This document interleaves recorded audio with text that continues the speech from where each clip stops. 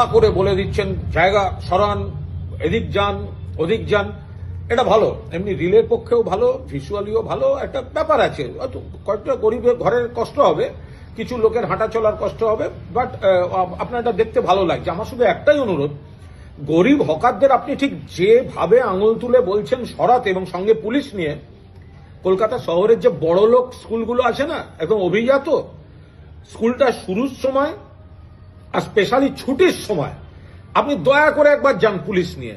তখন যখন প্রভাবশালীদের গাড়ি, বড় লোকদের গাড়ি রাস্তা জুড়ে একটা রো, দুটো রো, তিনটে রো যখন দাঁড়িয়ে থাকে আর জ্যামটা হয়, ম্যাডাম গরিব হকারকে যেমন বলছে সরে যাও, ঠিক তেমনি ভাবে যখন গরিব হকারের উপর আপনি বুলডোজার চালাচ্ছেন, ক্রেন নিয়ে যান, ঠিক সেই সময় তিন রোয়ে দাঁড়িয়ে থাকা বড় লোকের দামি গাড়িগুলো ক্রেন দিয়ে যদি নিয়ে যেতে পারেন, স্যালুট করব।